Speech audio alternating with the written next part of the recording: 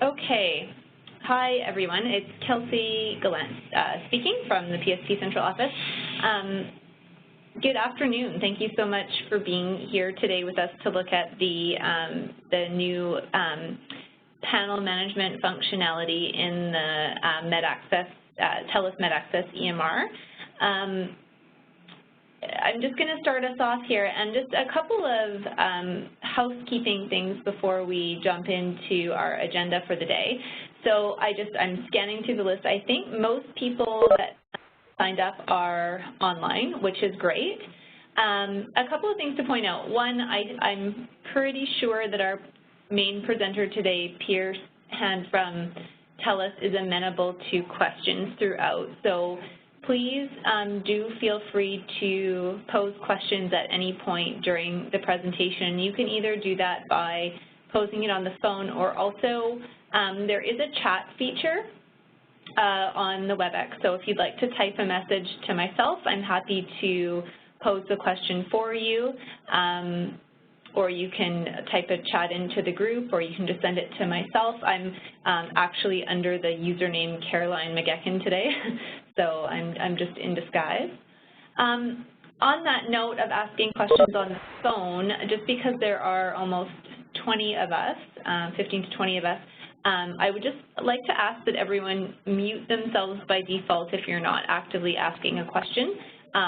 If for any reason we start to get some feedback from a line, I will have to actually mute you, and I will send you a note if I do that, just so that you are aware. But if possible, I would just say go ahead and mute yourself, and then unmute yourself if you're asking a question. So we're here today to see the new functionality in the MedAccess EMR around the panel assessment that PSP has created, and some of you, I think, have been potentially doing with practices already. So we're going to see some new stuff that is going to make that work quite a bit easier, so that's very exciting. We've got Pierce Han, as I mentioned, from the TELUS Health team, who's going to be walking us through the functionality. And we've also got Dr. Bruce Hobson on the phone with us as well, who I know many of you are already acquainted with, but Bruce has been integral to the whole development of the assessment, and he's here to answer any questions you might have about sort of the clinical aspect of, well, why are we looking at that, or what exactly does that definition mean? So Bruce is here to support that work, so he might be speaking as well or answering questions. Just a reminder, I am recording this, so at any point, after the session, you can refer back to it. We'll send you the link. And I think that is all for me. I just wanted to mention, I know that most of you received an email just with some details about the pilot process, and you would have also received a basic sign-up sheet that we'll be using. So there's more information that will come around that, around actual access for clinics, also access for yourselves to what is the provider dashboard interface, which Pierce will show and talk about. But just bear with me around the logistics questions, because I'll have to address those in a subsequent email as Pierce and I work towards sort of the details of how the pilot will actually roll out. So without any further ado, I think we can go ahead and get started. We have 2 hours, and we might not use the full 2 hours, so if we can, we'll finish early. Pierce? Sounds good. Thank you for the introduction, Kelsey. Thanks a lot. Before I get started, just want to make sure everyone can see the screen okay, or I've just got the little PowerPoint set. As Kelsey mentioned, I'm Pierce from TELUS Health. I'm really excited to show you this new initiative. We're really excited about it. And just looking through the list, I know quite a few of you on the line. Kelsey, would it be okay if we just did a quick round table and just see who's all on the line this morning? Absolutely. Why don't we go by teams? Do the folks from the Vancouver Coastal team want to go first? Sure. Hi, it's Jen Songo. Happy New Year, everybody. Hi, Jen.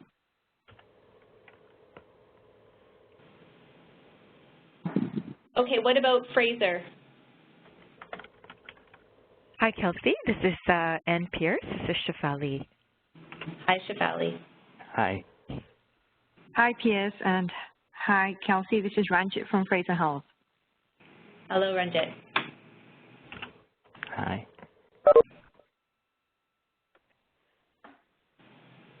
Okay, I think that's, sorry, I'm just scanning as well just to see if I recognize other names from the Fraser team. I think that is it. What about Interior? Hi, it's Joe Stiles from Interior. Hi, Joe. Hi, Joe. Hi, it's Ron from Interior as well. And Jane Barnett from Interior. Hello. Okay, and the VHA team? Aaron Loop. Hi, Erin. Audrey Clark. Hi, Audrey. Hi, Pierce. It's Merlin. Hello. Hi, Merlin. Hey, everybody. It's Mai as well from Island House. Hello. Hi, Mai. Okay, and Northern Health?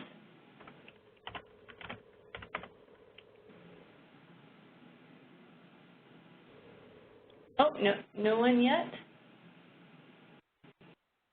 Okay, and who am I missing?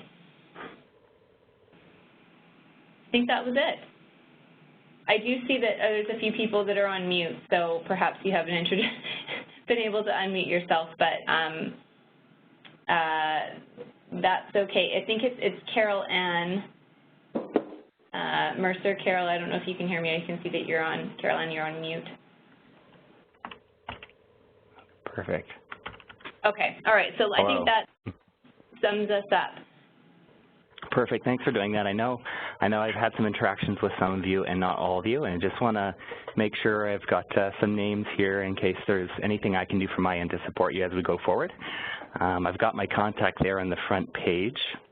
Of course, I'm happy to help and give feedback and receive your feedback and help you out as we go along.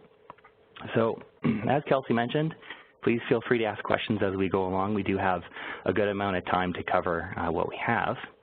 So I'll start by just laying out what we're going to head towards over the next 2 hours here, give you a brief introduction about what the initiative is, and then I want to take a moment and just talk about the Outcomes Dashboard feature. Some of you may be familiar with the MedAccess dashboards, and some might not be familiar with the Outcomes Dashboard feature, which is somewhat new. So I'm going to take some time just to talk through that concept, just so that you're aware. And it involves what we call an IPTO framework. It's just how our dashboards are laid out. So you may not be dealing with this a lot when you're on site with physicians, but I think it'd be good just to know the background in case some of these concepts are kind of familiar in the physician's minds.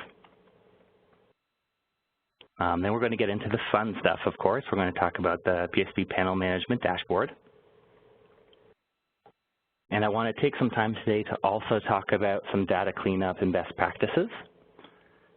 So we'll take a good amount of time to talk about that and just make sure we all have a good understanding of where to go and some best approaches to take. And again, I'll leave some time for QA at the end, but of course, feel free to raise a hand or unmute yourself to ask me a question as we go.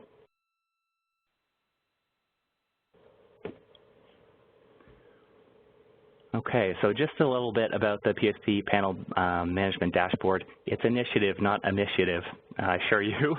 Just see my spelling mistake there. But what the Panel Management Dashboard initiative is, it's designed to support clinicians in the monitoring and management of a number of conditions in their patient populations. So as you see some of the common ones like diabetes, COPD, it'll give an actual patient panel or a patient population for a provider, okay? In addition to assisting and supporting with that reporting, the tool set will also include some sections which will allow you to identify patients that could potentially be documented. So it'll also help steer users and steer clinicians in the direction of identifying patient charts that could actually be diagnosed with a condition and also monitor that over time. The last piece, which I'll talk about in a little bit more depth, is for those physicians who are participating, they're allowed to or enabled to share their statistics of their patient populations. It's not patient data, it's just statistics. And they will in return get a peer average of all of the other participating physicians. So you'll be able to see, if you're looking at a condition prevalence, you'd be able to see what it's like for everybody else, what the average is for all the others that are participating as well. Okay, so I just put up some simple components and goals that we're heading towards. With MedAccess EMR, which all of you here have some involvement with, we'll be pushing this out to 100 clinicians and offer them the PSP dashboards, which also includes that metric sharing component, which I'll talk about. And in addition to that, to help you support physicians, there's also going to be a version of the dashboard that you can log into outside of the clinic. And it doesn't access patient data, but you're actually able to see what that dashboard looks like, where the metrics are before you go into a clinic, so that you can be a little bit more prepared and have a little better insight on, what are the areas to focus on and what areas you can be of help.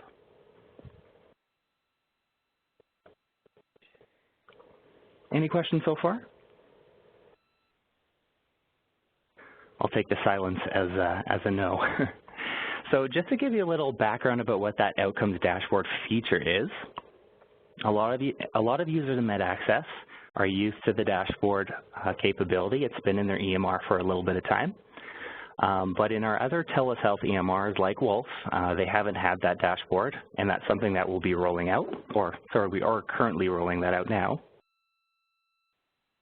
For the MedAccess users out there, they've seen some of this functionality. For those Wolf users, not as much, but there's some changed functionality with our outcomes dashboard. So again, I already mentioned one part of that, which was that peer average. Okay, so what it does is it provides reporting data, aggregated graphical data within a EMR, so a physician can see their patient populations and a number of different clinical pieces. Okay, and within the EMR for the physician, a lot of that value is being able to quickly action. So from the dashboard, you can click in and drill down to patient lists. So I'll talk about that a little bit later, where we're going to look at some charts that could potentially be documented with a condition, how we can access those and how we can, do some data cleanup activities. Pardon my voice. Okay, in addition to that, the outcomes dashboard will enable us, if we opt to share our statistics, to see what that average is for all the other participants. Okay, so I'm going to take a couple minutes and talk about what we call the IPTO framework.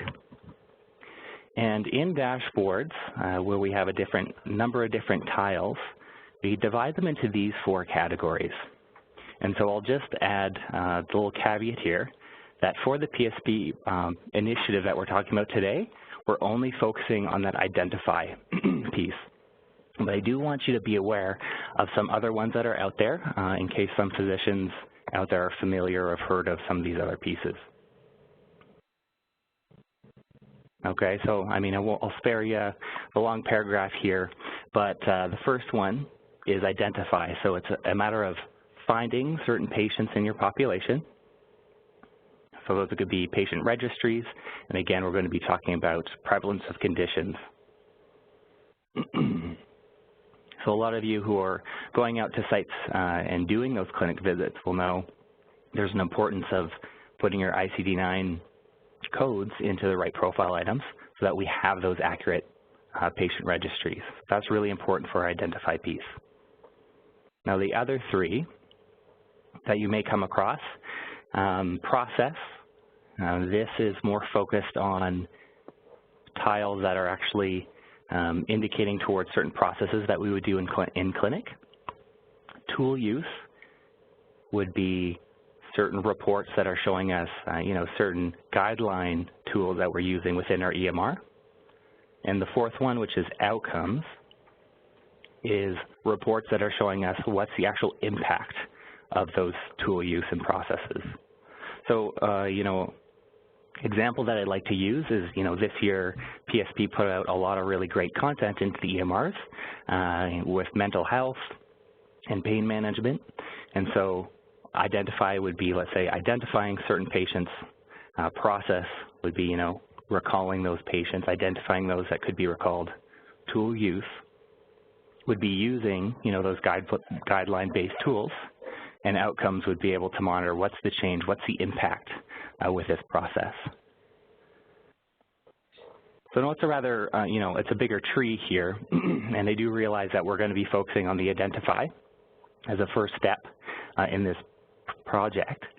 But just want to let you know, because I do know that there are some initiatives out there where these other three are used, and just so that you're aware. Any questions about this piece so far?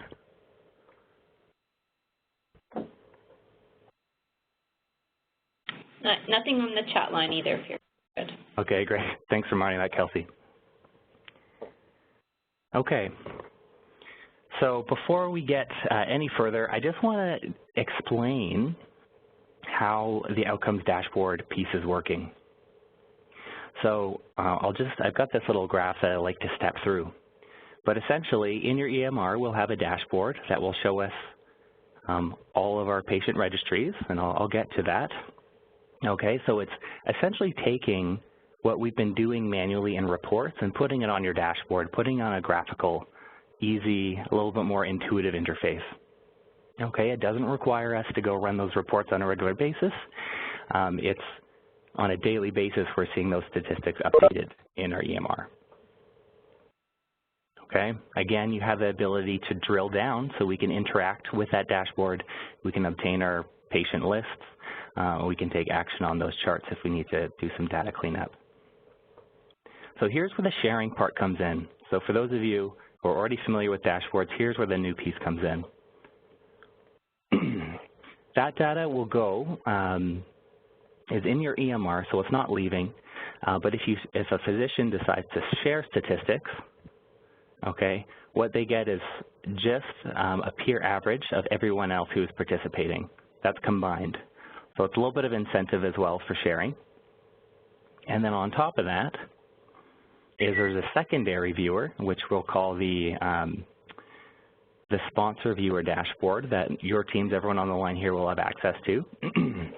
You'll be able to log in, and you won't be able to access patient data, but you will be able to see the actual user and where their statistics are at. So this will help you kind of track, and this will help you support them as you go in for your visits.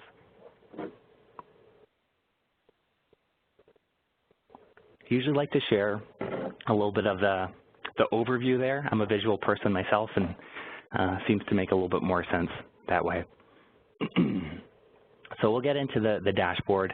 Again, as I mentioned, we are covering 17 conditions in the dashboard.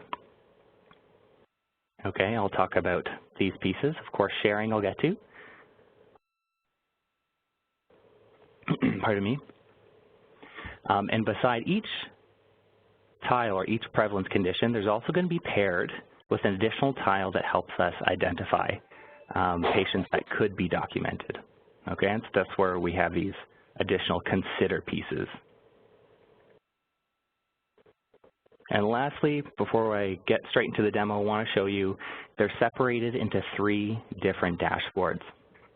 Okay, so we have our first primary, where we'll have all the larger conditions like diabetes, heart failure, COPD, etc. And then we have a secondary one and a third final one. So I'll walk you through those.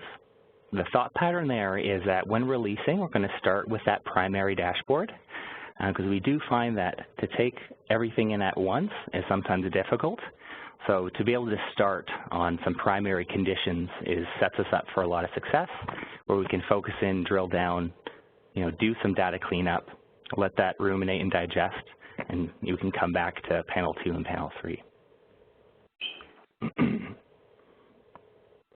So here's just the breakdown of the different dashboards. Again, I'll walk through them.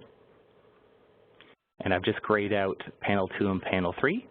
I'll focus on our first panel today, and I'll show you our next 2, but I won't go in depth with these for our first session. But again, all the method that I go through today will apply for all 3 dashboards.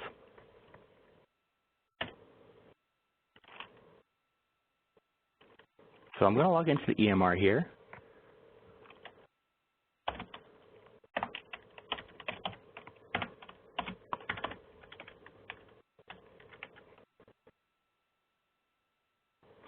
And so what I'm going to demonstrate a physician's account going into the EMR. So this is not the viewer dashboard that you'll have access to outside of the EMR. This is a demo of the actual EMR here. Okay, so now that I'm logged into the EMR, a lot of you who might be familiar with dashboards will most likely come up to your day sheet and right-click to access dashboards. The Outcomes dashboard feature is separate to that. So that's one important piece I just want to drive home. What you're looking for is this little Outcomes icon in the top right-hand corner. So this is an all-new feature, and we'll be turning this on for those 100 physicians who are participating in the pilot. When I go ahead and click on this, it actually will load up a new window. You can see if I pull this away, let me just make it, you can see it's a separate window to your EMR. Okay, and I'll just maximize that for us. This is our Outcomes dashboard space. When I open that up, we're going to land on the Home dashboard. You can see in the top, I've got a little Home icon there in the top right, and this is the default landing space for every user. Okay, so this isn't the panel management dashboard. It's just a landing space when we get into the Outcomes. So there's a number of indicators here, but it's just you know, an FYI landing space for physicians to see some information in their patient populations. Now, if we want to access the PSP dashboards, up in the top right-hand corner here, near that globe, View All Dashboards, if I click on that, we'll see what's available to us. And so for everyone that you'll be visiting, you're going to see the PSP panel dashboards 1, 2, and 3.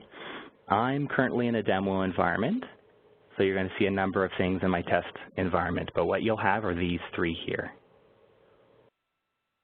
Okay, so go ahead and select our first one.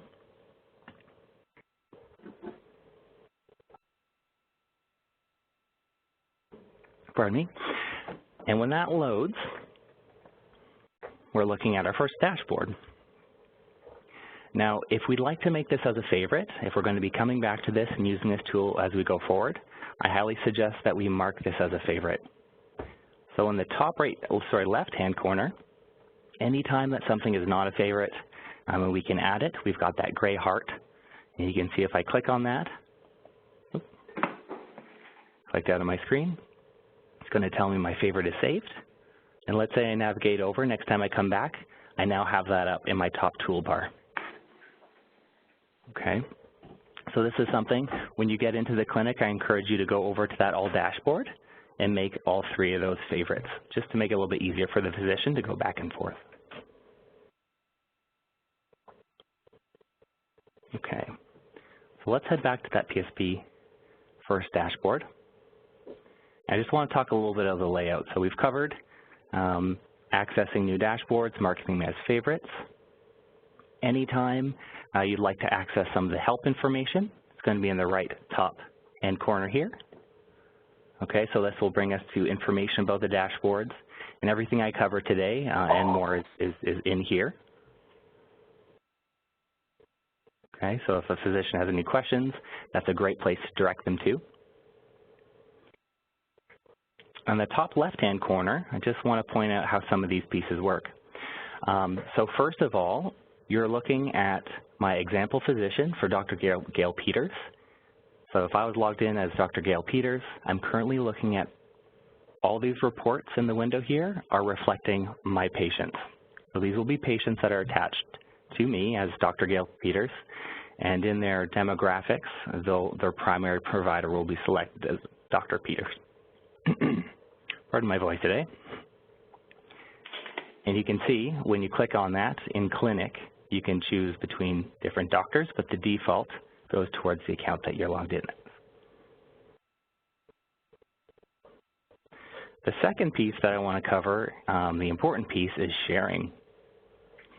So in the top left-hand corner, if we want to start sharing these statistics, I can click on this little folder here to share. What it's going to do, it's going to list every single metric or every single tile that's in our window here.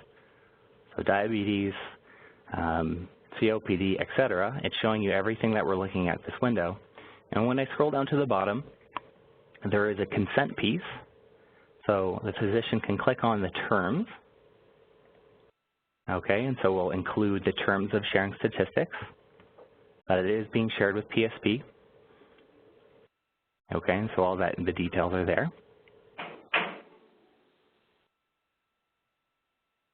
And to go ahead and start sharing, you have two options. You can share from the earliest, and you can see that's for share as earliest as possible, or share from today going forward. So just want to point out one key point here, and that is from today going forward is, of course, self-explanatory. If I click that, as of today, my statistics are being shared. And again, I'll get that peer average, and I'll demonstrate that in a moment. From earliest doesn't really mean from the earliest, you know, if you've had your EMR for 10 years, it's not going to show 10 years of data. From earliest means the earliest possible date that you can share, and that's when that dashboard is activated. So for most of the physicians that you're going to be visiting over this initiative, their dashboard will be acted fairly closely to the dates that you're visiting with them. So I just want to point that out.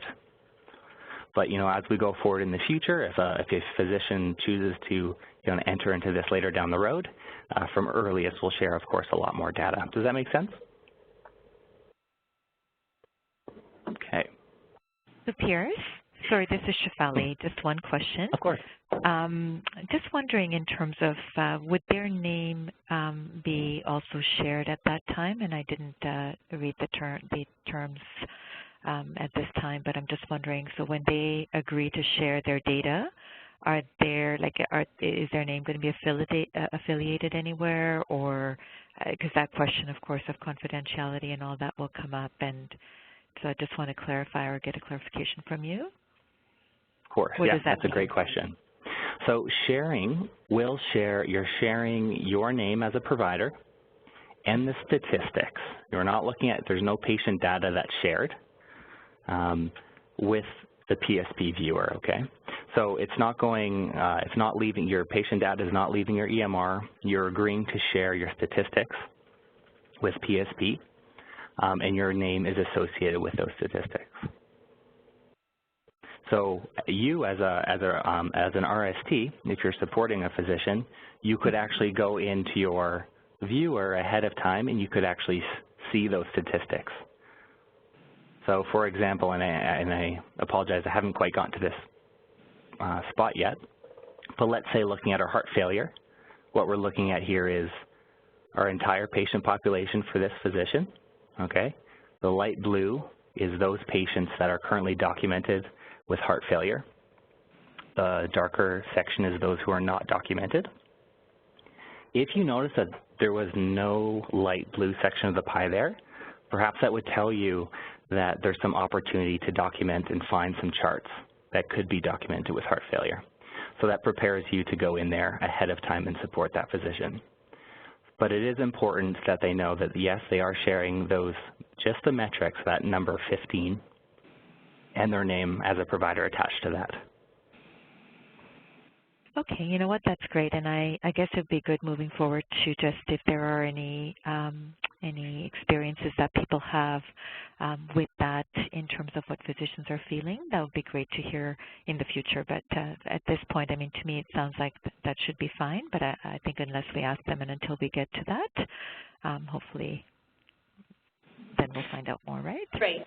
So, Shefali, it's Kelsey. I just wanted to offer to the group, I think it's an important piece. So on my end, the piece that I'm accountable for is, so I've run this language through all of your leads to check with them to verify with your respective health authority policies that, in fact, you're covered and we're obliging by any privacy agreements or policies in place. And again, it is voluntary. So in theory, you can have a physician that participates but does not elect to share his or her data with you and the viewer. And further to that, I also just wanted to plug, Pierce, you might touch on this at some point, but within the TELUS, I think what would be the other components of the dashboard, 2 and 3 that we're not necessarily focusing on today. They do have other projects set up in other jurisdictions, and in fact some in here in BC. I know of one in Cowichan where the participants, the physicians, can actually also elect to share with their peers. So it can be defined as a geographic community or what have you.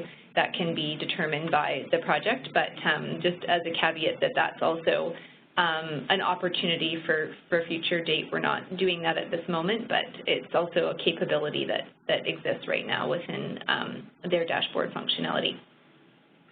Yeah, that's a great point. Thanks, Kelsey. Just as a side point, yes, that's right. We are doing this elsewhere in the country. I think we've had a little bit more experience out in the east with the sharing, and you know, it is a new thing, being able to share statistics. And as Kelsey mentioned, I think one of the fantastic things about this initiative is that the tools are being offered to physicians, going straight into their EMR, and it's up to them if they'd like to share those statistics. But my personal perspective that I found working out of the East is seeing it's a new idea to start sharing your statistics, but in that it has picked up to see the value of sharing with your cohorts, to share with your peers, and how that data is valuable. You know, Kelsey mentioned, you know, if you're focusing in one specific region, you know, it may be interesting as a physician to see, you know, what is the prevalence on this one indicator in my area, and you know, how is my patient population looking?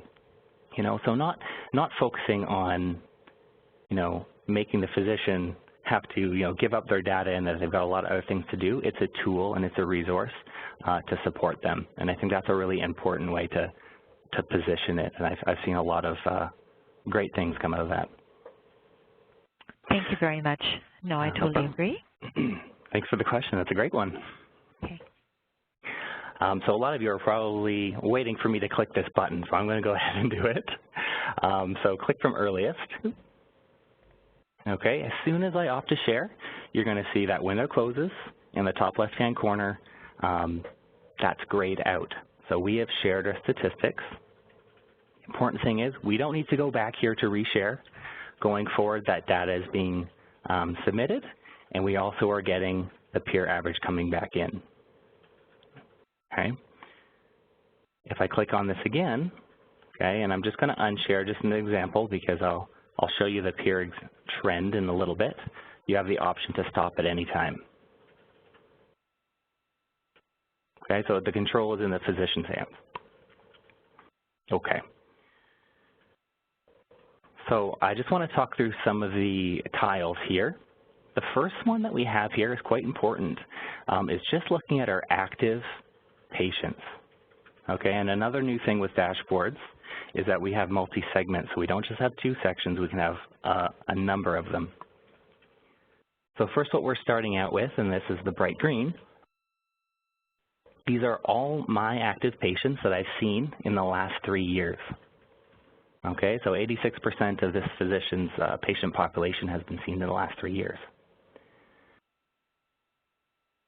Okay, and so on, 3 to 5 years, 5 years plus, never seen at all 2 patients.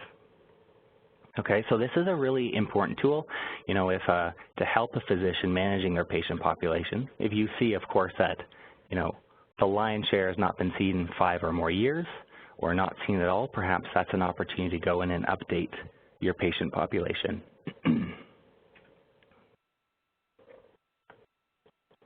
Okay. And Bruce, I don't know if you had any comments about that piece, but just wanted to point out there's a number of options to see, you know, some physicians may have different preferences on, you know, what time frame they'd like to keep their patient population active as. Hi, Pierce. This is Merlin. I just have a quick question. Are these dashboards being run in real time, or is it at night? So these are near real time. So what's happening, you're right, it is running at night. So what I'm actually looking at is statistics from yesterday. Okay. So it's a great point.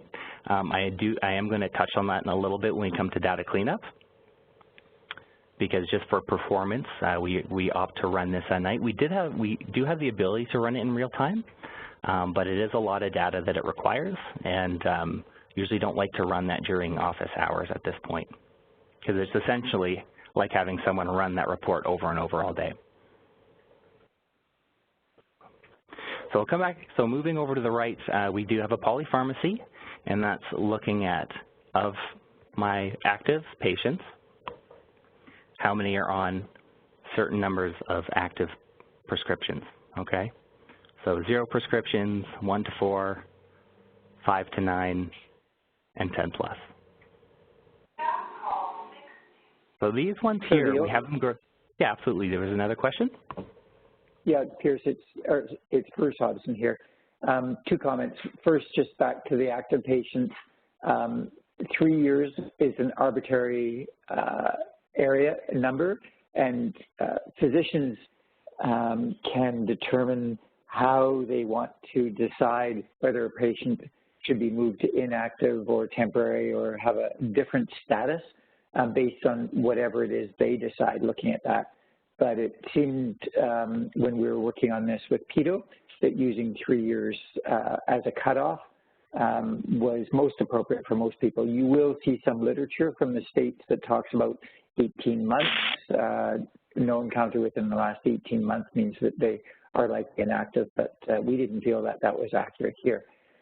In polypharmacy, and this is certainly something that both Gail and Pierce had questions from me from the MedAccess viewpoint. What, as Pierce mentioned, they're looking at a number of active medications.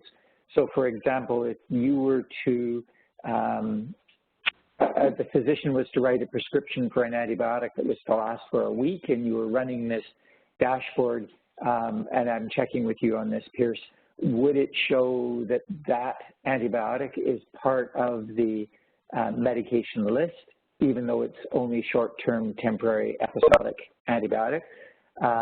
Or is it showing continuous medications? And I ask that because if you look at a lot of the literature that's written around this, currently the thinking is that there's 3 ways of looking at polypharmacy besides just how many medications they're on. You can look at number of medications that are either simultaneous, and that could be any medication that the patient is on at one time, including short-term, versus cumulative, medications the patient has been on over time, may not be on actively right now, but over time, or finally continuous, which is the medications the patient is actively on that are long-term medications. And for practice support programs purposes, Health Data Coalition, we're asking MedAccess for purposes of this to align with using continuous medications. In other words, medications that a patient is currently on that are medications the patient is taking over the long term, and excluding medications that are prescribed for episodic or a short-term event like an antibiotic might be. Mm-hmm. And this is going to be a piece that for all of you on the call who are visiting the doctors to keep in mind, and we're really keen to see the feedback from that because it may vary how physicians are using their medications in MedAccess. So that's just something to keep in mind, whether someone's always using continuous or using active. It's something just to note. Thanks for that, Bruce. Okay. So before I move into just the condition-based tiles, just want to point out with these top ones, again, we're just looking at your patient status. Again, if you do choose, and the physician does choose to go in there and update their active patients, that's going to impact the rest of these conditions. Because for every following condition in these dashboards, we're looking at active patients. Okay, so if you see that, the actual, let's say if I'm looking at diabetes, again, this is a test database, it's unlikely that you're going to have 70% patients with diabetes. But let's say, you had, 1% diabetes. It could be, that I've got a number of patients that I haven't seen in a really long time, and if I was to go in and update the status of my patients, the following day, my metrics will change and I'll see a change on my reporting. So just keep in mind that all of these are looking at your active patients. So just as a, looking at how this is all named, when you're looking at these kind of pie graphs, you're talking about a numerator and a denominator, and anything that you're seeing here in the colored blue for those prevalence ones is what we'd call the numerator. It's the condition that the patient has. It's what we are doing the search for and showing up in the result. The whole circle, including both colors, is the denominator, which means, as Pierce was saying, we're looking at all active patients as the denominator, and the numerator is all active patients who have diabetes. That's right. Coded in the problem list. Absolutely. Thanks, Bruce. Okay. Now I'm going to talk about some drill down functionality. Before I do, I just want to show you some of the operational pieces inside the dashboard. So you're going to see on every single tile, we've got this 3-layer icon here for a menu, and when I hover over that, okay, the menu is going to pop out towards the left. So at any point in time, I did show the help files in the top right-hand corner, but of course, if you have a question about a specific tile, a specific metric, this is the go-to place. Go ahead and click on the help icon, and that's going to take you to the help area and tell you exactly what you're looking at in this tile. Okay, so no need to memorize what we go over today. When in doubt, go ahead and click the help icon. It's going to tell you exactly what we're looking for and what patients will meet that criteria. The second one is refresh. And the reason why that's there is because we can actually look at a trend view. So if I go ahead and click trend on the far left, it's turning my pie graph into a trend line. So when I'm looking at the pie view, I'm looking at point in time as of today. When I turn it into a trend, I can actually see the history. Okay, so you can see I don't have a lot of change in my patient population here, but if we had been adding more diabetics or been updating the patient population and that's been changing, you'll see variance over time. As well, if you want to go through and look at some variances, you can also expand this. So the maximize size, that's going to take it full screen. Okay, and you can see a little bit better now on the screen as I move along. Where I hover over, it's going to give you as of, the date, how many diabetic patients did I have. Okay. Again, I don't have a lot of data here, but as a physician's using this over time, you can also zoom in. So, if I take this, click and drag, it'll actually zoom in. You saw my the x-axis change, so it can actually zoom in and zoom out. Okay. And the final thing I do want to show you is there's some right-click options as well. So you can actually remove, let's say you weren't interested in the rest of the patients that are not diabetic, we could, of course, remove that and click that. And now we're just looking at the diabetic patients over time. And you can see in my test database, it hasn't changed. Okay, so I'm just going to minimize this. And I'm going to go ahead. Can you show the help one again just for a second, just to see the window in there? Yeah, absolutely. Oops, click the wrong button on my mouse here. Click the help. So because I clicked on the diabetes box, it's going to take us directly to the diabetes tile. And so does the help, I haven't read through it quickly, but does the help one actually show what the numerator and the denominator is? So what we have here, it's going to show us what the criteria is. So the patients that are diabetic patients are the ones that have a current medical profile or problem coded with ICD-9 of 250 or the SNOMED codes. Okay, and then the other, which I think which you're naming as the numerator denominator, is just the other patients, those that don't have the medical profile item of ICD-9, 250, or SNOMED. Perfect. Yep. Yeah. Thank you. We decided to drop that whole numerator denominator just because we found it was a little bit, wordy and confusing. So we'll just point to it and explain it. I think that was a little bit clearer than before. Okay. No, that's fine. I'm going to go ahead and click this pie, and we'll go back to that pie view. Okay. So on to the fun stuff. Any questions so far? Okay. So for that drill down function. Oh, sorry. Was there a question on the line? Oh, it's Kelsey. Sorry, I was just saying we don't have any in the chat right now either. Okay. Thanks. I actually do have a quick question for you, Pierce, before you move on. It's Mai. Yeah. Hi, Mai. I just had this thought. So if a physician decides to stop sharing, so if they have shared and then they decide to stop sharing, does it remove their data or does it just stop feeding data? Like, do they get taken out of the pool or do they just stop feeding? That's right. So it stops feeding as soon as they opt to stop, but their data doesn't get removed. Okay. So which we'll talk about when I show the actual viewer dashboard in our subsequent sessions. You'll see a line where, if someone stops sharing, that line just ends on the timeline, on the trend view. Yep, that makes sense. I just wasn't sure couldn't remember which way it went. Absolutely. Thanks. So to drill down, so let's say you wanted to access, let's take a look at our patients that are diabetic. Of course, I can just hover over that section, and if I click on that, it's going to take me directly to a patient list. I'm just going to make that bigger. Now, before we go further, anyone on the line not spent any time in our practice management before?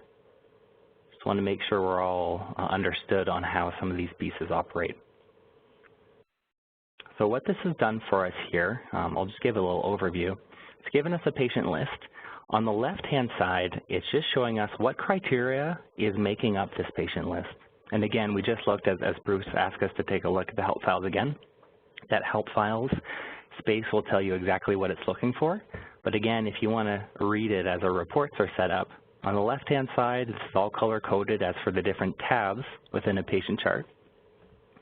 And we can read it just down here. We're looking for all active patients that have Dr. Gail Peters as their primary provider, okay, and they either have a medical profile item that's current, so not past or excluded or deleted, okay, so a current medical profile item with the ICD-9 250 or this equivalent SNOMED code.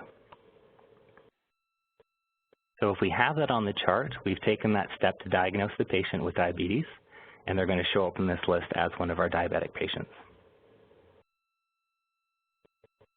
From the right-hand side, so the left-hand side is showing what are we looking for. Right-hand side is going to show us the matching patients, okay? So if I take one of these patients and take a look, I can go ahead and click on that patient name to drill down into the patient chart, and you can either use that sidebar to look at the profile. Okay, see I do have diabetes right here. Or if you go over to the profile tab where it's actually stored, we're able to see that we do have a current diabetes profile item with that 250 code in there. Okay, so that important piece just to keep in mind is we are looking for the ICD-9 code or the SNOMED code. So I know looking at the data, most people are using the ICD-9 codes, but this dashboard does allow you to use the SNOMED if you prefer.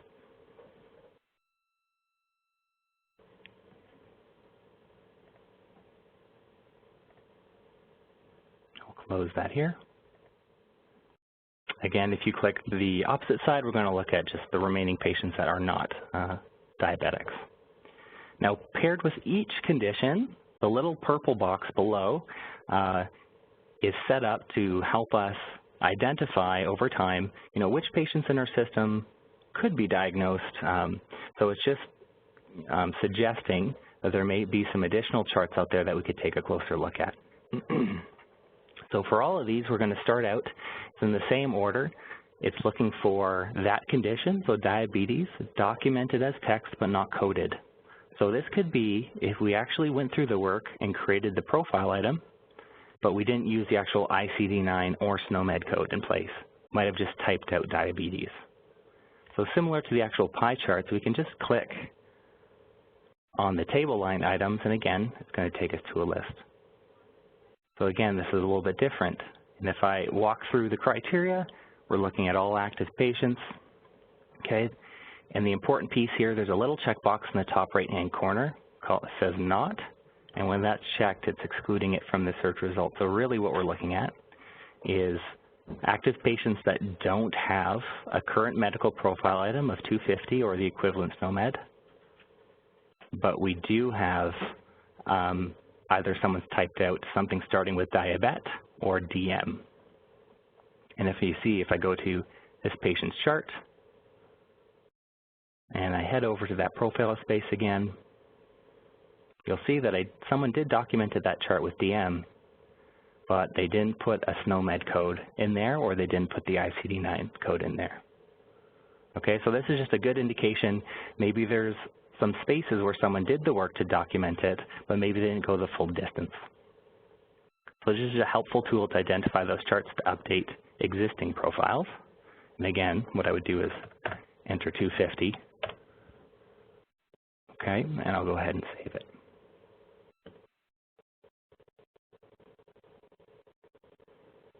Now, one of the questions on the line is how often this updates.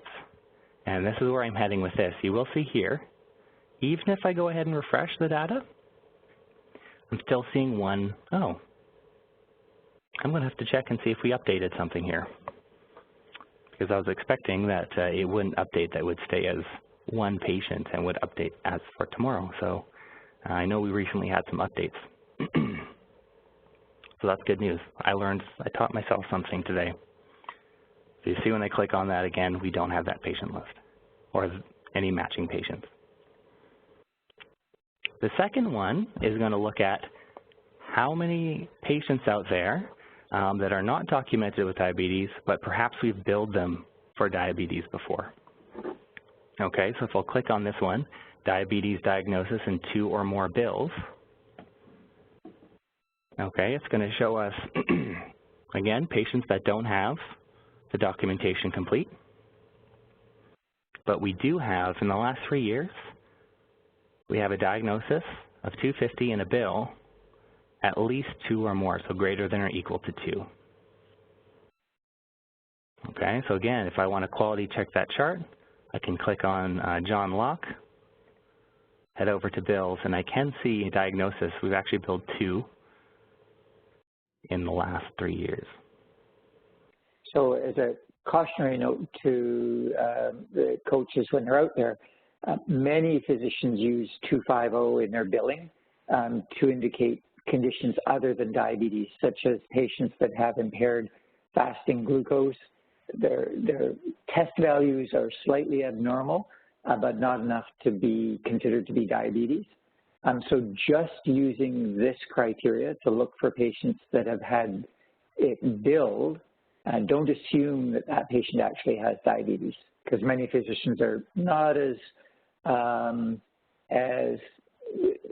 careful with this as you might think they would be, because it really doesn't make a whole lot of difference to MSP for the billing, and so they don't see that they need to be as diligent as one might be. And plus, there's no ICD-9 code that specifically is for conditions where there's impaired glucose fasting, although there are some codes for impaired glucose tolerance. But a lot of people don't use those. They use 250 instead. Thanks, Bruce. So that's a great moral point. to that story is, the moral to that story is just be careful. Make sure the physician knows for sure that this person is diabetic. And, you know, just running with that, Bruce, I will say for all of these, you know, they are, you know, we were intentional about our wording about them saying consider, because it's up to the physician to take a look and decide, you know, there may be a reason why we actually didn't diagnose this patient before. So clicking on that chart, when I'm going over to bills, that's what it's looking for. But, you know, the physician might want to take a look at lab results, you know, some additional clinical factors that are in there to actually decide whether or not you want to add that profile item.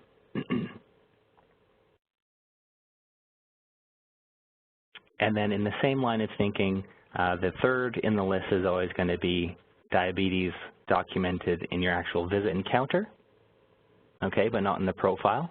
And again, same suggestion applies here. If I click on this patient here, again, it's looking for, have I documented diabetes in either 2 or more of my past visits in the last 3 years?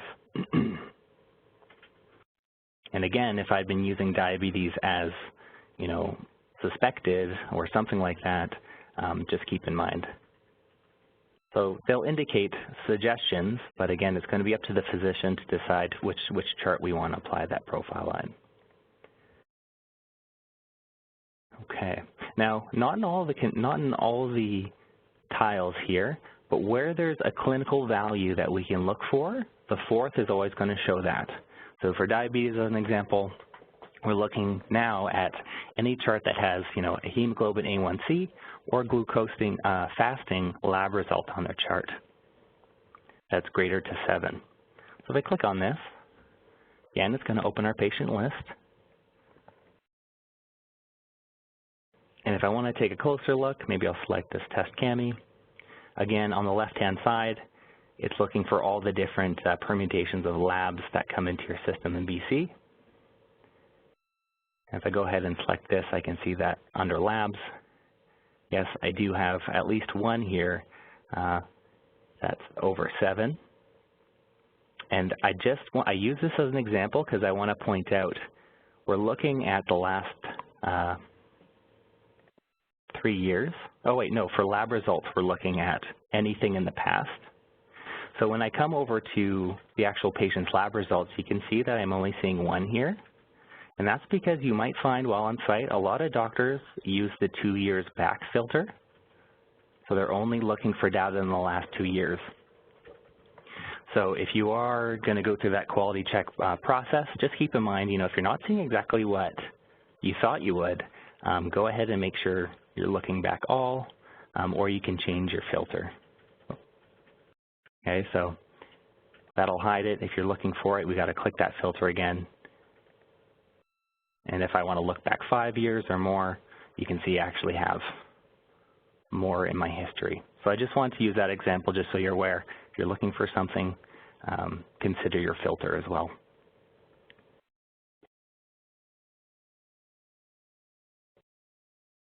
Okay, for the following conditions, heart failure, again, the same, documented as text but not coded, 2 or more bills, or 2+ visits.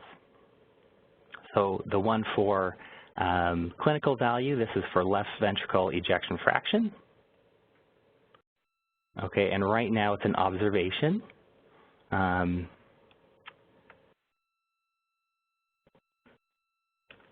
But I suspect that a lot of users still aren't using this at this point. The only comment there is that, Pierce, is that it's coming, but for right now, the only way that that value would be recorded is if the clinician actually documented it, transferred it manually from a report that came in, either fax electronically came into their EMR, and actually transferred it manually and entered it into a data field. And that's part of the update for the heart failure module EMR template, is that there will be a field to allow the user to put that in. What is coming, though, that with electronic document distribution from the various health authorities, is that this field, as well as others for other conditions, are ones that are identified as priorities for the health authority or private labs, whatever the lab is, the source of the data, to actually have things like left ventricular ejection fraction sent out discreetly and will be embedded directly into the EMRs. Thanks for that, Bruce. Yeah, so I do suspect, you know, for a majority of those that you visit, you won't see any results there, but it is coming down the road. Moving on to hypertension, The difference here for the clinical value is, of course, looking for blood pressure. Okay, so is it greater than 140/90? Okay, and so it can be either. So as long as the systolic is over 140 or the diastolic is over 90, the patients will show up in our list here.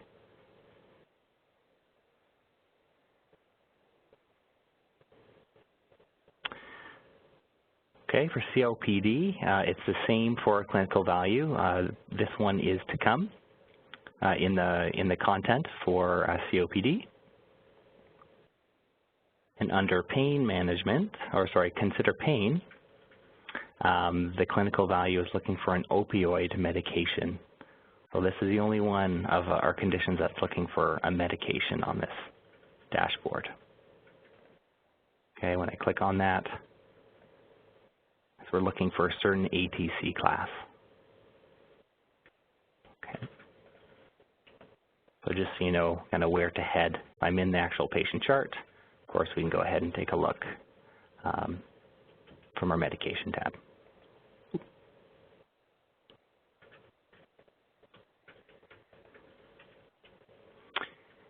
Any questions about some of the pieces here so far? Again, when in doubt, you can always head over to the help files, and this will also be available in the divisional viewer, which you will in time have access to. So Piers, this is Shefali. It sounds like, or it looks like you've actually added these features are all new, the consider, and then the diabetes or whatnot, the various different conditions.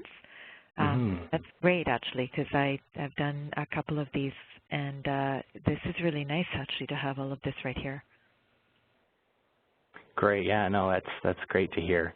I have heard from some of you, the time that it can take to go to some visits. Joanne, I know you're on the line. I know you had mentioned sometimes the time that it takes to sit down and find some of this data out. So really, in addition to offering these tools to the clinicians inside their clinic, you can also get that data even before you get to the clinic and are taking their time. So I'm just going to show you. We're not going to. Oh, go for it, Bruce. Yep.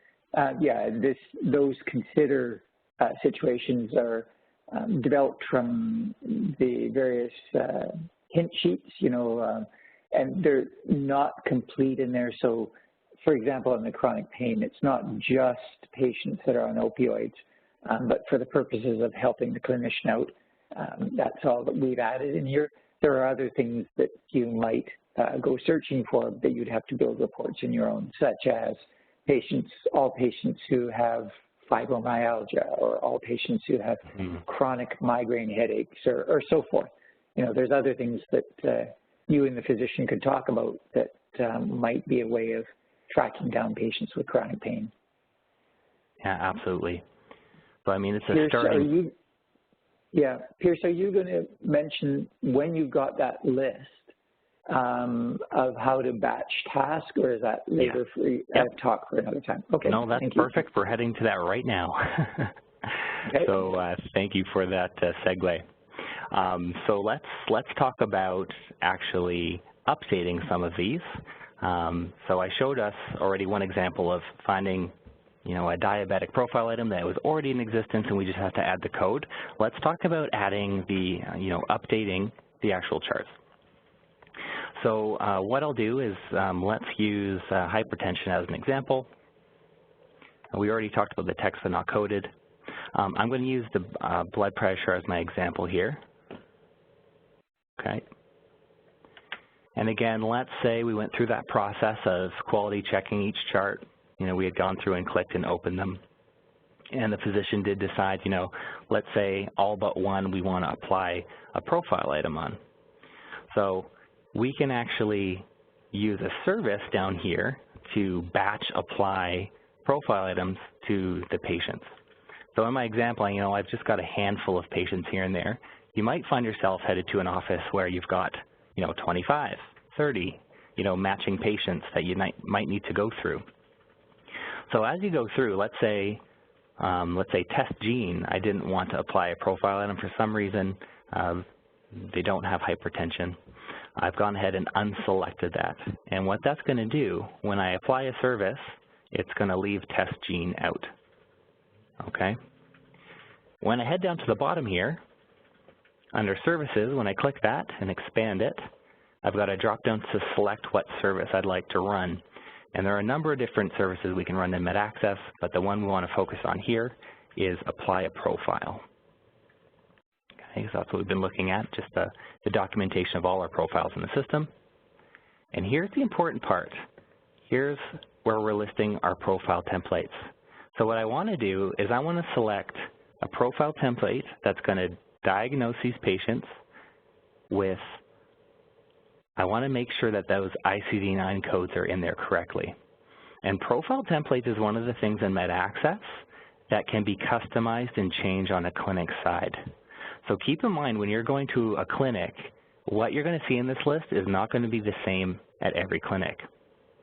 More importantly, I know that in my system, my essential hypertension profile item does have the 401 ICD-9 code, but you may not be sure if your clinic that you're at has that.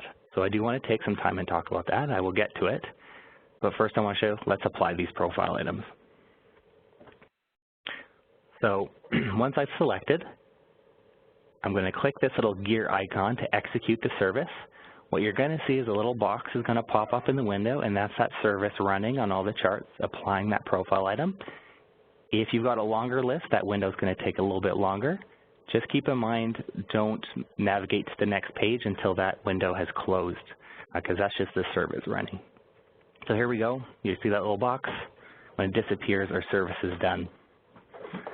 If I were to refresh this page, these patients are going to go away because they actually have the profile item. So before I do that, let's just take a look at one. Let's look at Test Betty.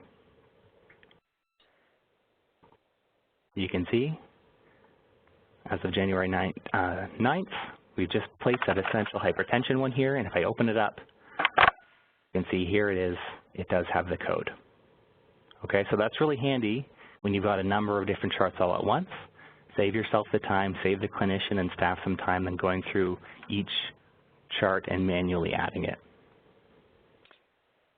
So Pierce, one comment and one question. First, the comment, and for the coaches that are out there, one thing that MedAccess doesn't do yet, but hopefully is a feature that will be coming, is that as Pierce showed you, it adds a profile item. So if it happens that the physician has a profile item that says HTN, hypertension, and it's not coded, the patient, after this process, will have both the coded problem of essential hypertension, star with the little 401 code, and an uncoded problem from what he had first created of HTN in the problem list. And in order to clean that up, you could, don't have to, but delete the uncoded problem. What we've been told is in the future, MedAccess will create a way of being able to modify an existing uncoded problem with a coded problem and not have to add another one. So that's one. The second question is, Pierce, has MedAccess considered providing all users a default list of the common profile items, such as coded hypertension, COPD, diabetes? Yes, yeah. So right now, profile templates, in the back end, we have an updater that puts all our templates out. Right now, profiles are not a part of that. And I don't know the date when that's in, but I do know it's on their roadmap, so that instead of leaving the onus on, the clinic to add the different templates that they want, that there would be a package that is just delivered. That's the goal. But for now, it is important to just make sure and check what they have before you go forward. So I'll give you an example. I'll give you an example of that. So I'm just going to minimize our window. For those of you who have spent some time in MedAccess, You know, to access any templates, we want to go in the top right-hand corner to our templates button here. For those of you that don't have as much experience in MedAccess, I just want to point out not every user is going to have templates permission. So just keep in mind if you're visiting a clinic and the user you're working with doesn't have that button, they can contact support and we can help them with that.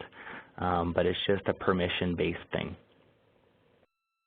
So if you're not seeing that icon, you're not missing anything, it's just not turned on. But once we're in templates, we want to head over to Profile. That's where all our profile templates are stored, and here's the list. Okay, so you can see when I go ahead and click on diabetes, again, I do have that code already in there. So when I select that from services, I know I've got the code in there. Okay, you know, if we had one that didn't, and again, I'll check my test one here. Okay, so someone did use that 414, but if we had a condition here, we didn't have the code in there, we can update it and save it. If you need to create a net new one, let's say you go to a clinic and, you know, hypertension isn't there. In the top right-hand corner, we've got a new icon. We can click on that. Okay, and the easiest way to get going is just type in the code. If you hit enter, it's going to populate for you. You know, you may have a clinic that prefers something like HTN, and again, that's fine. You could type in whatever you'd like to in the diagnosis, as long as we're using the correct ICD-9 code or the equivalent SNOMED, we're going to be in great shape with this dashboard. Okay, you can go ahead and click Save. For all of your processes here, they're going to be medical categories. But as we get to the dashboard 2 and 3 with some mental health conditions, you know, you might want to consider using a different category. So I know that there's psychiatric here. Just keep in mind the default is medical. If you need to change it, you can. Okay, and when I head back to the dashboard,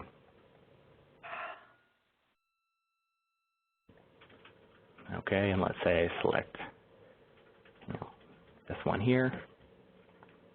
Again, good practice to check those first.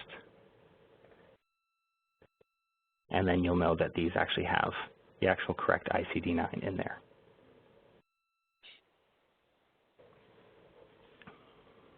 Okay. Now, I understand I got a little sidetracked there.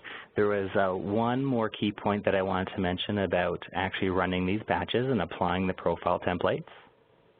Okay, and that is it's only going to apply that profile on the patients that are checked off in your current window. Okay, so I only have one patient here. Let me actually go back to my hypertensive for this example. For again, yeah, we applied that on all except of test Joan. But it's designed so that you get to quality check them. If we had a list of 100 patients that were considered for hypertension here, and we go ahead and apply them, and we're only looking at 10 at a time, it's only going to apply it on those 10 charts. So let's say you've got a really long list of charts, you can break it down here and look at a certain number at a time. And I think that's a really great approach because then you can quality check them and apply it on certain ones in batches. It's not going to apply it on every chart all at once.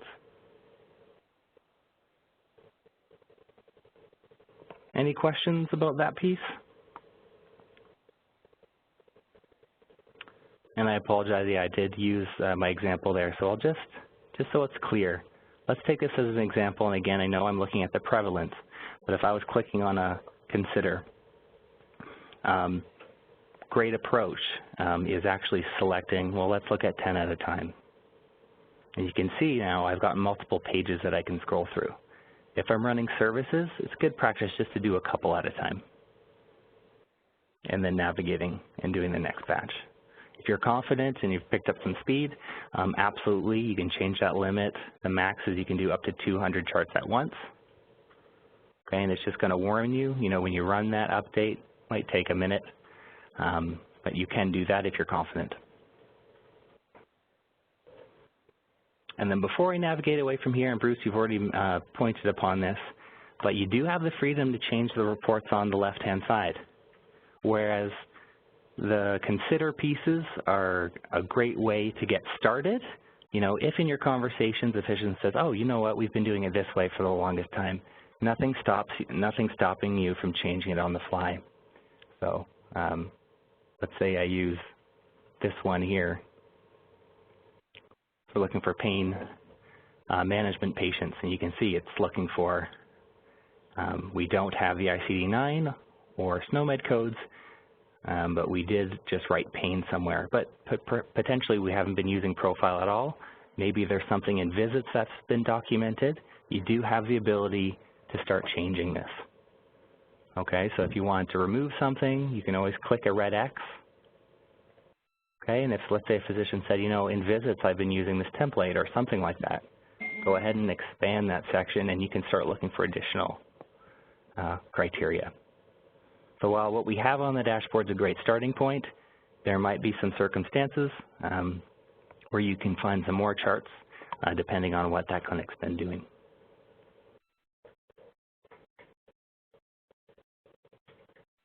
I have one other, it's Mai Pierce. I have one other little comment maybe to add for those out there that haven't done those batch updates before.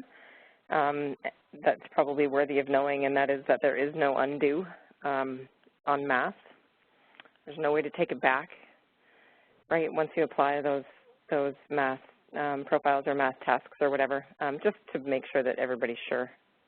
Yeah, that's a great point. Thanks, Mike. There's no going back. Once you've applied to all those people, it's there. It's a manual process to make it go away should you choose to make it go away or do it accidentally. That's and right. I say that out of an experience that wasn't very fun in having to do just that. So anyways. Yeah, thanks for that, Mai. No worries. Yeah, that's a good point. And, you know, I usually point it out. I missed it today, but that's right. Services is one of the things you want to absolutely double check. That's why I also suggest, you know, if you haven't built up that confidence with the tool quite yet, again, it's a good starting point to start with a smaller number in quality checking. So once you've run a service, before I refresh or go to the next page, I usually click on, you know, a chart just to make sure, did I do exactly what I set out to do? You know, over time you get a little bit more comfortable with the tool. Of course, again, you can go up to 200 if you need to. And the second piece, just to point out, services may not be turned on for every account. It's another permission for a user account. So most physicians will have this ability, but it may be that they don't have it turned on. Absolutely, if you run into that, contact our support team or have them contact their support team. We can have it turned on for them. But it is a powerful tool, as I mentioned, so we usually try to make sure that anyone who has that permission turned on has been trained on it and knows how to use it.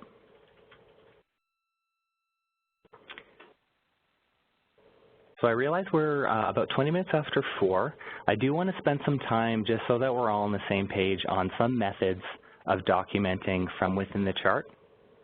I know it's not directly linked to the dashboard, but just in coaching and supporting physicians, if there's some quick tips that I can show you, I'd love just to share them now. Was there any questions about some of the functionality here on the dashboard before I move away? Okay. So I'm going to minimize our dashboard, and I'm just going to pull up a test chart.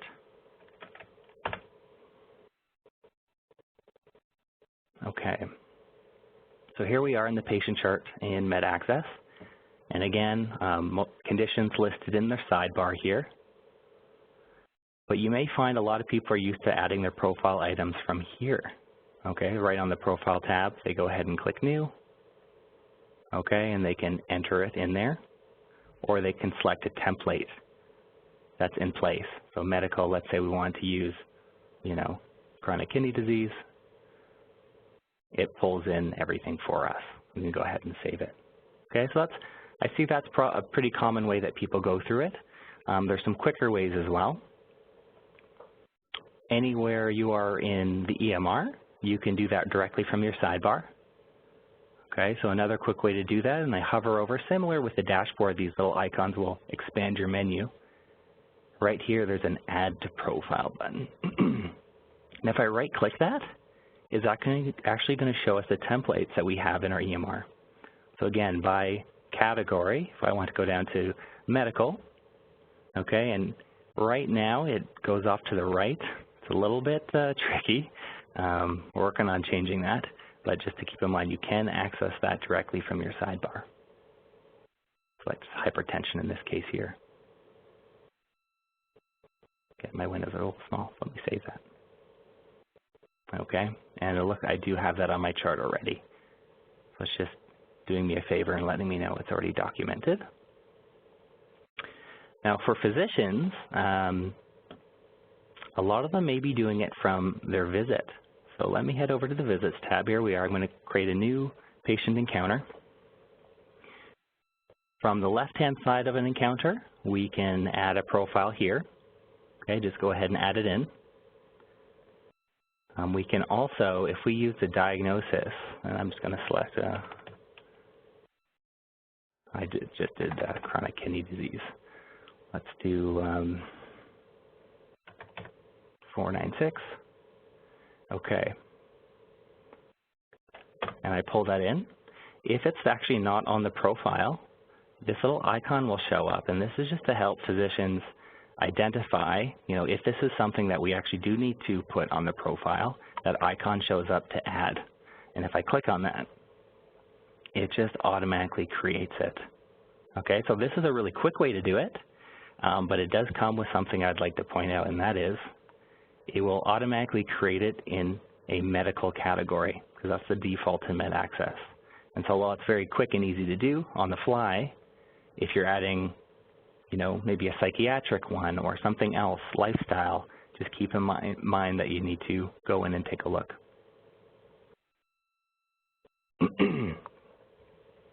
And my favorite one, and this is Bruce, you had mentioned a comment earlier on in the session about having MedAccess put in actual templates for profiles in the system. And while we don't have that quite yet, we do have a care plan in there. So right from here, this is really good for physicians when you're having, let's say, a first visit with a patient. If I go ahead and click on Care Plan here, there's one in here called Past History Review, and every clinic should have this. What it does, it pulls up a little window of a number of profile items. And so if this is, let's say, my first time I'm sitting down with a patient, I could actually go through and ask these history questions or fill those out. So, if I actually had chronic kidney disease, I could select that. COPD, I could select that, and so on. There's a number of them in here, but when you go ahead and apply, it creates them all on the chart. Okay, and those all do have the actual ICD-9 code built into them. So that may be something that's helpful for the doctors that you support. Maybe they haven't used that before, but it certainly is handy if you need to do a review and get a chart up to date. Here's can I ask a quick question? Yeah, absolutely. Back to where you were checking those care plans. You brought the care plan that you could just check off? Yes. This is a question that came up to me before. You had two check boxes, and I noticed you're checking the furthest one on the left. What's the inner one for? Yeah, great question. So what it does here, when I select the right one, both get selected. When I select the left one, only the left gets selected. And I do recognize it's probably a little confusing, but it's the same programming in our template system. When you have a right-hand side to your template, and let me just open one up on the side. Mm-hmm. You can see I have a right-hand side on this profile. When I select both of those, it shows me what's on the right-hand side, if that makes sense. So let me see if I've got a good example for you. What today? Depression, major depression. Yes. And now that I'm looking for it, there we go. Yep. So you can see if I just select that one, it's selecting it to apply it. However, if I select, let's see what we got. I might not have any. This is, again, my test system might not have them, but it should expand and show what's actually on the right-hand side. And again, I apologize, I don't have them there, but that's really what it should do.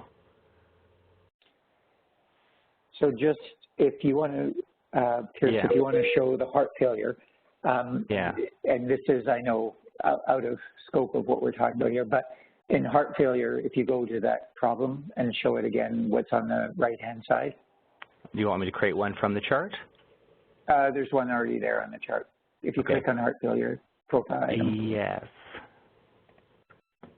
Yeah. You can see what we're talking about on the right-hand side. It has some more information as relates to heart failure, so that you could say what kind of heart failure, how severe it is by using that drop-down menu that's called NYHA class. And it gives a little bit of an explanation as well as a resource. Now, heart failure isn't that fancy with that one, but certainly ones like adult mental health goes into showing and having access to all the different CBITS tools. So, you know, the anxiety, reducing exercises like breathing exercises there. And the interesting thing with that is that if you've activated this, so if you leave that there and save that, Pierce, I think it's already saved, and were to use that diagnosis in the visit, so if you'd use 428 in the visit, Pierce?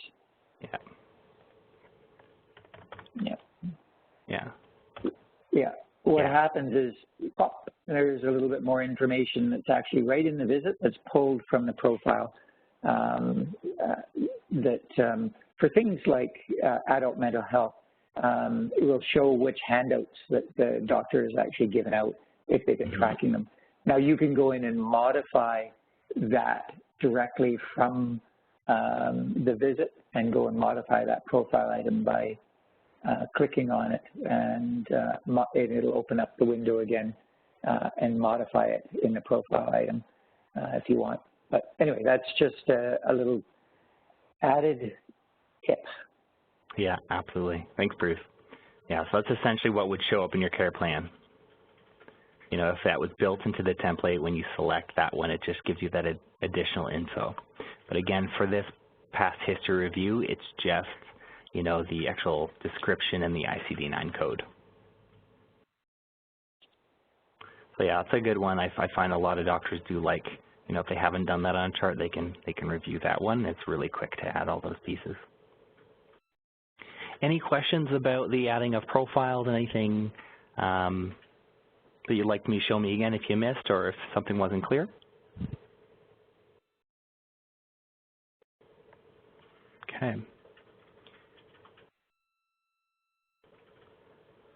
So I'm just going to finish by taking a look at that dashboard one more time. I'm going to leave here, head back up to the outcomes dashboard, and again, oops, I had minimized it. So while we were talking last, I put up the other two. I just want to show you what those look like. Okay, we'll come back and talk about these in our next session. But again, there's a lot here. And the third one is our mental health dashboard. So alcohol, drug dependence, anxiety, et cetera. Some additional pieces here. So in our initial rollout, focusing, well, I mean, all three will be rolled out, but we'll be turning on the initial panel one. Might be a good first stepped approach, setting our docs up for adoption and to use the first dashboard first, get those pieces down instead of all at once, depending on, you know, where you're visiting. Could be a lot to do in one sitting, so I'll leave that up to you, but that's how we're going to take the approach here. If you do have any keen doctors, you know, for those of you who are out there visiting, really keen ones that want to do all three, you know, at once, you know, I do recognize that there's probably some keen doctors out there that would want to do that. Of course, let us know. We want to make sure that you're set up for success and have what you need for those visits.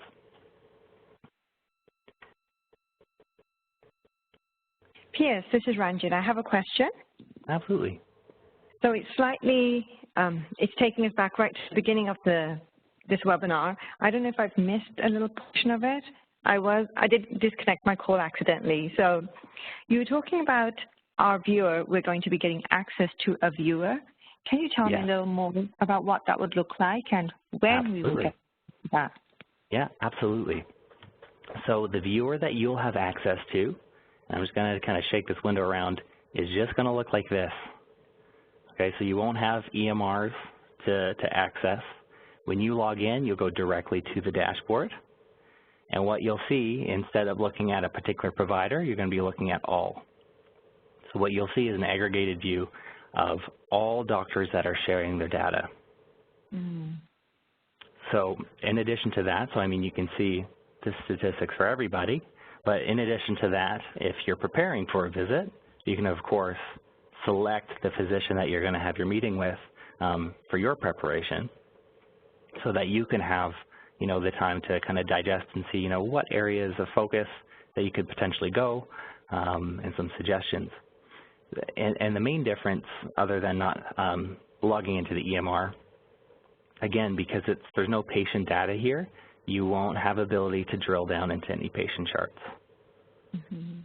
So, you know, you can see that, yes, we do have 15 hypertensive patients, but if I was to click that, it'll just give you a message saying there's nothing to click down into. There'll be a little explanation why you can't click in. But other than that, everything else will be the same. Mm-hmm. Your comparison views. So again, what I did look at before was that trend view. And I'll just expand to show us again. This is, again, just looking at the one physician, you know, and when they share from today.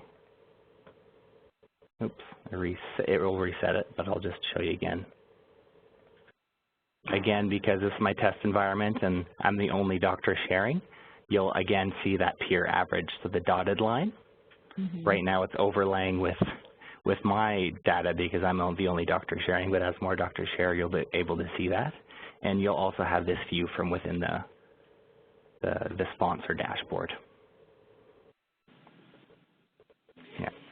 Ranjit, it's Kelsey. I just wanted to, it sounds like you did miss a section of the presentation because we did go over it in quite a bit of detail around. There's also an opt-in component. So just to emphasize that physicians do not have to share this with you. It's at their choice. So there is a section where they'll have to opt in to do that. And that I have been working with your health authority leads to make sure that the language around that is clear and that they understand that you are looking at aggregate patient data. The data from their EMR does not leave their EMR. This is meant for you to look at statistics and trends to help prepare you for the practice visit. Yeah, thank you, Kelsey. That's great. Okay. So do we have an ETA as to when we will have access to the viewer? Fairly soon. I'm just working with all of the leads right now just to confirm the language around it. So my hope is that the viewer will be deployed at, like I assume it will be available when you start working with, when the practices have access to it as well. So we'll still have to send out some information to you guys about how to access and so forth. So expect to see some more information coming very soon about that. Yeah. Mm-hmm. And we'll also cover, thanks Kelsey, sorry for cutting off there. We'll also cover using and accessing that version in our follow-up session. So once we start getting some of the clinics turned on and their data starts submitting, then the actual view or dashboard will start working because you'll actually have statistics to view. And then again, we'll coordinate with Kelsey to set up everyone's account so you have access.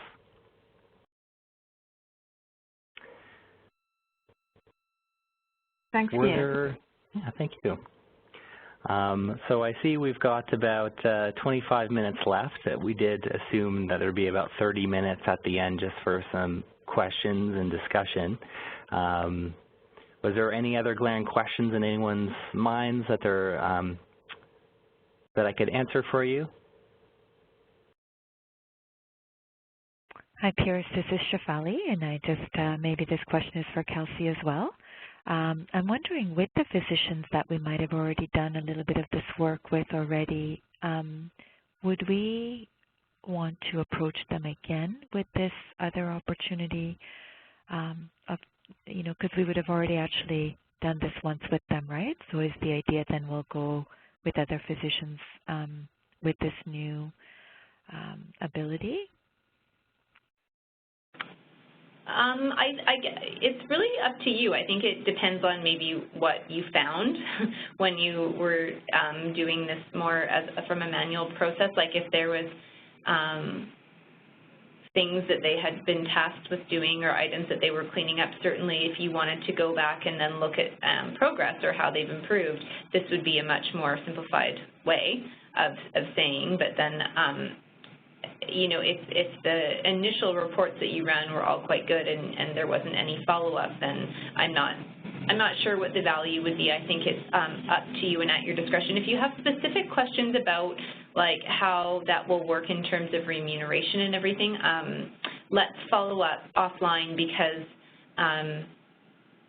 I can understand if there's already been time spent, we might need to think about how that would look. So maybe what I'll need to do is connect with Aaliyah as well about that.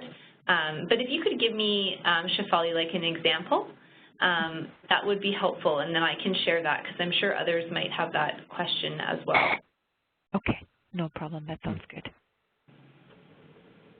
Hi, it's Jennifer Congo. I was just wondering about whether or not in the welcome, the first panel, the welcome when you were sharing, whether or not they decide to share future or even previous data, it doesn't do the actual data, right? Like it means that these graphs, they don't actually change.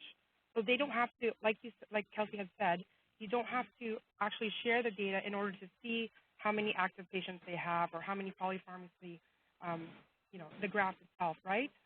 That's absolutely right. Yeah. So, yeah, absolutely. So the initiative is offering that tool set to the physicians. It is at it's their decision to share. We hope that they do. They share their statistics. It also helps, you guys to support them better.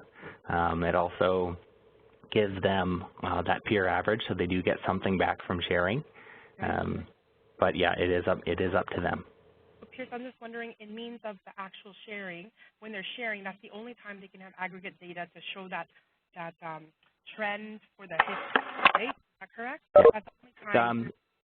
So that's a great question. They do have the trend view for their own data, but they won't have that additional piece which shows the trend of everybody else. Correct, and that's why yours dotted, because you were the only physician sharing, right?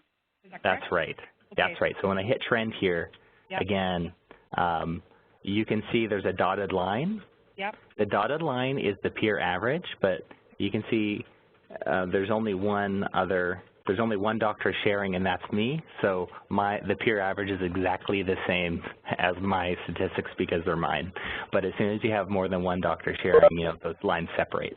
You'll have more than one line. Okay. Yeah. And then my last question, actually, I was considering the consider heart failure, the actual ones that are underneath the explanation, like kind of like where you're at now with the cursor. Bruce had mentioned that the LVEF, I think that was a manual input. Yeah. Yes. Is there anything else on any of the panels that we need to manually enter in order to get that data? Yeah, so these are essentially, Bruce mentioned the long-term goal is for lab results to come in and meet that criteria for us, similarly, the way that hemoglobin A1C is being documented. But right now, it's not available in the EMR, but the actual content is coming out. So that will have a space to manually enter that for those who are keen and want to do that there. Yeah, it's not quite out there quite yet. What about the count? Like, how the count in the right side of that column there, does that count get added to the actual pie graph above it in the other window? Because, for example, in heart failure, or wherever heart failure, if you add this count 1, would that add to the actual, because if your entire panel is actually the whole circle that has heart failure, then you would, sorry, not the entire panel, the patients with heart failure will be the full circle, correct? If it was all blue. Yeah, so essentially every patient that is in this table, in this box, so anyone that's meeting any of these criteria are actually sitting in this section of the pie. Okay, yeah. Perfect. So they are patients that, okay. Yeah, you're absolutely right, yeah. So, oh, sorry, I keep cutting you off, I apologize, I'll give you the floor. I'm sorry. Oh, sorry, Pierce. I just wanted to say this before I forget.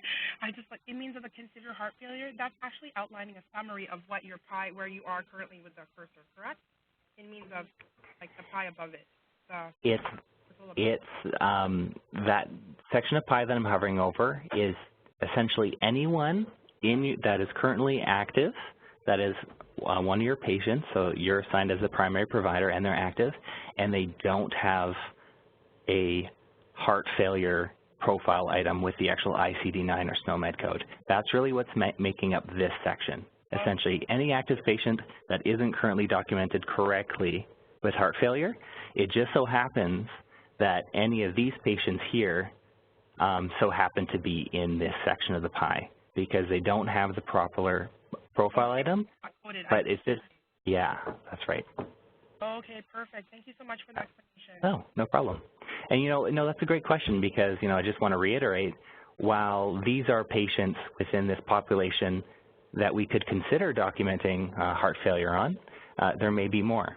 So again, when you're at clinic and you're taking a look at these, again, feel free to change the criteria. If there's something specific that physician knows we've been doing, you can go ahead and look for that. Awesome. Thank you so much. Yeah, thanks, Jennifer.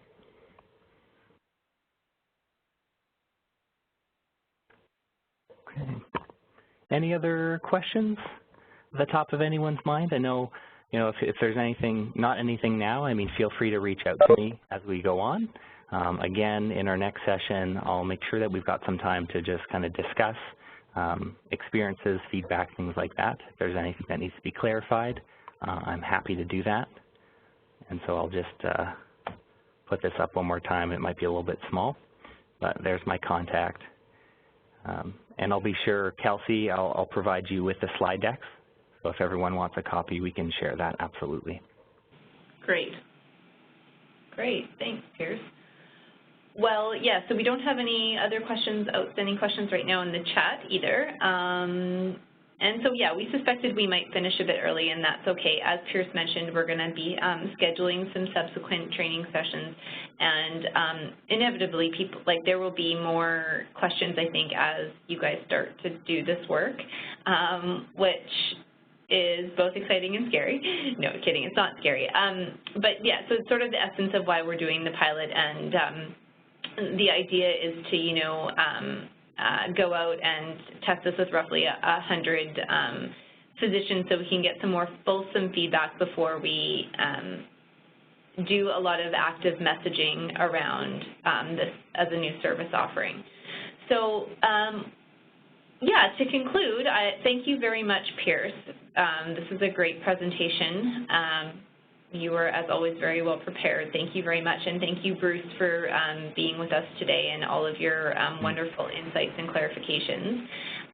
Also, just a special thank you to Joanne Stiles, who spent some time with Pierce and Bruce and I leading up to this and just offered some really good feedback. So thanks, Joanne. Mm-hmm. So we'll follow up.